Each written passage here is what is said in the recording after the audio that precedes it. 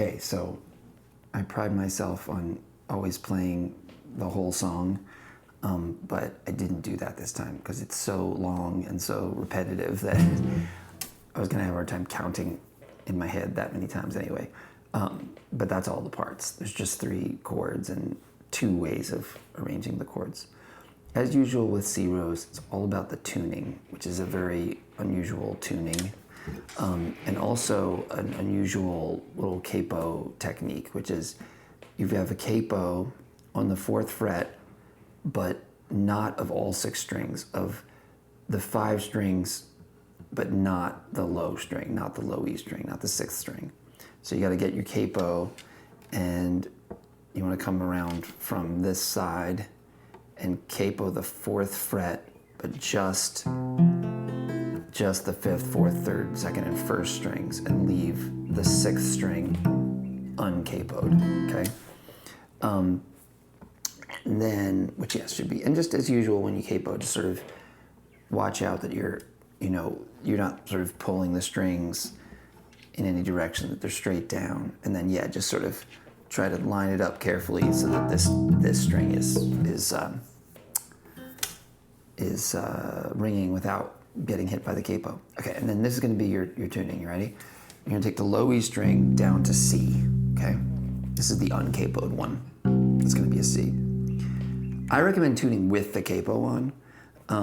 The A string is gonna be a C capoed at the 4th fret. Now that means that the string itself is going down a half step to A flat or G sharp. But if you're tuning here, tune this to a C. So it's gonna be an octave with this, okay?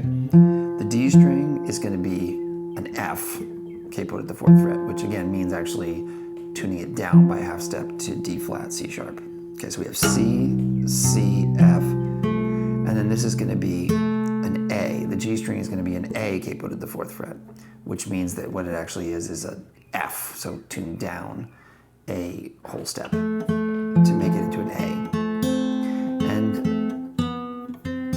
then this is gonna be a C. So the B string is gonna be a C capoed at the 4th fret, which makes it A flat or a G sharp, right? A sharp, B, yeah, exactly. So this becomes a C. So we have C, C, F, A, C, and then this is an E capoed at the 4th fret. Which makes it down here a C, right? C, C sharp, D, D sharp, yeah. So this is now a C, the high E string, but an E capo at the 4th fret. So you ready? So you put your capo on at the 4th fret and you tune C, C, F, A, C, E. Okay, there is a chance that I'm not totally right, and if anybody figures it out more than that, to me it sounds right, and it basically jives with what I see in the live footage. But please hit me in the comments if you have ideas about some of these strings being different than this. So this first chord, strumming wise, I'm using my fingers. Kind of more accurately, I'm using my nails. You could totally use a pick. It's not finger picked, it's not, and it does have that picky, that's why I'm using my nails. But you could also you could use the fat part of your finger. But yeah, I ended up doing this. I don't know, that sounded right to me. And there is sort of a jot, jit, jot, jit, down, down, up, down, down, up, down, down, up, down. Something like that.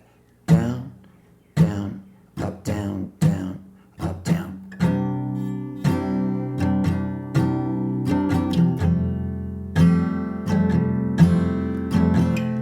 Something like that. As usual with strumming, I encourage you to find your own way and just get this arm moving down, up, down, up, down, up, down, up, down, up, down, up, down, up, down, up, down, up, down, up. Okay, so the first chord is going to be first finger on the 2nd fret of the 4th string, and although you could use your second finger if you like to stretch for reasons that I'll show you in a second. But if first finger on the second fret of the D string, pinky on the 5th fret in relation to the capo on the 3rd string, right? And you can strum everything, but really you want to emphasize the low strings. Okay, 2nd chord.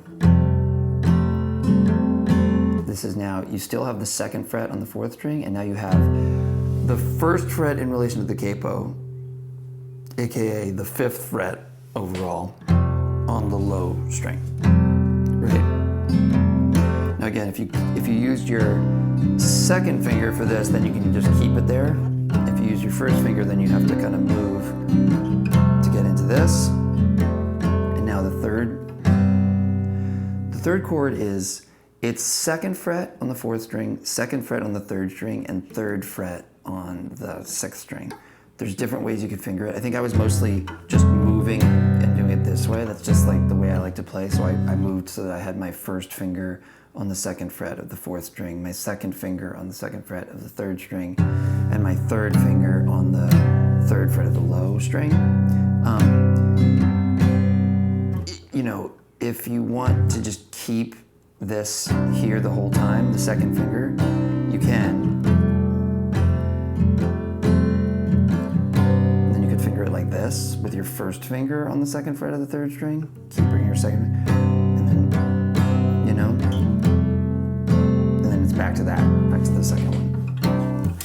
That's like most of the song, right? It's just going in between those 3 chords. And then eventually it starts just going between this chord and this chord.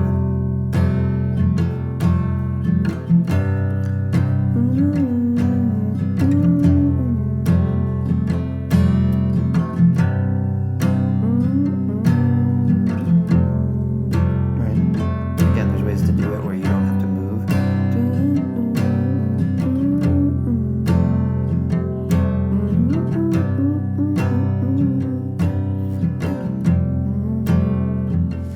It goes to that section, then it goes back to the 3 chord progression, and then it goes back to this, and then the only other little variation is like the next time that it gets out of this section, it spends an extra bar on this one.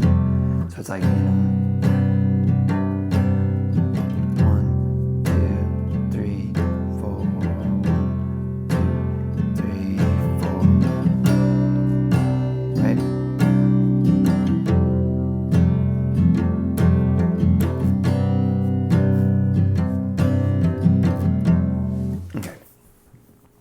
There'll be a little tab at my Patreon. Please do let me know if you think you discovered a more accurate version of the tuning. This one definitely works though. Doesn't it sound like it? But